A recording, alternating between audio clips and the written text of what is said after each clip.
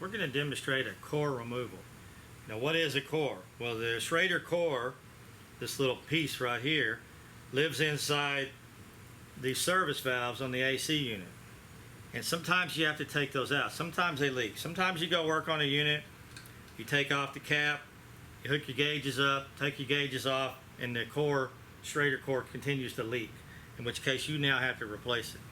There's other reasons you might take it out to do a recovery, pull a vacuum, but a lot of times it's because they're leaking. You can put the cap back on, that'll help, but you really ought to solve the problem.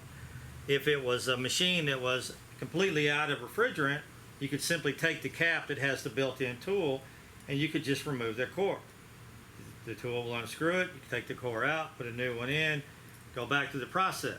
However, most of the time you need to do it, the machine's under pressure. This one's under 204 pounds of pressure.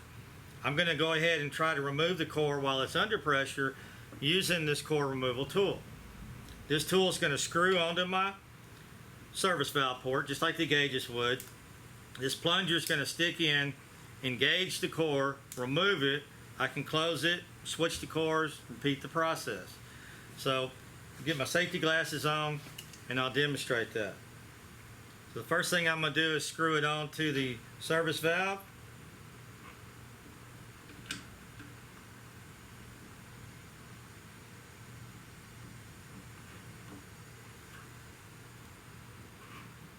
So I've got that on, got the little ball valve open, this auxiliary port is tight, so I should be able to stick this through there and actually feel the core. I feel it there, it feels like I'm on the core.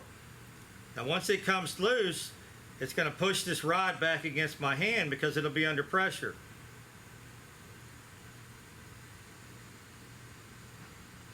Okay, the pressure now means I should have the tip, the core, on the end of this.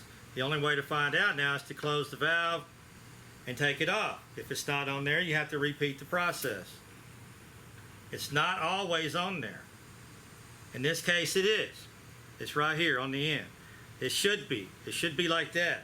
I could take the bad one out, I could get another one like this, snap it in place and go back in.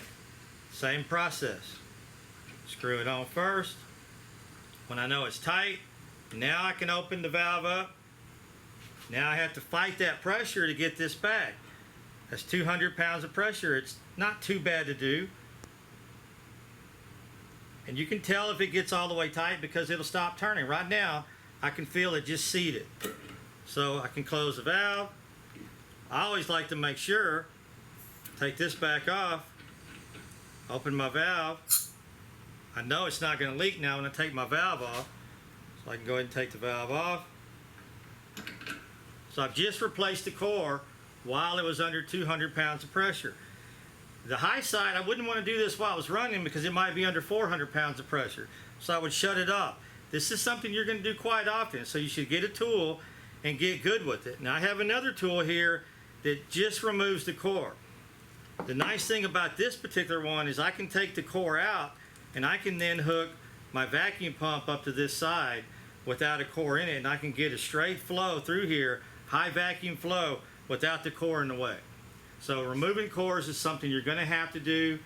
Learn how to do it. Always keep a couple of these guys in your pocket. You're going to need them. Keep some new caps and get you one of these.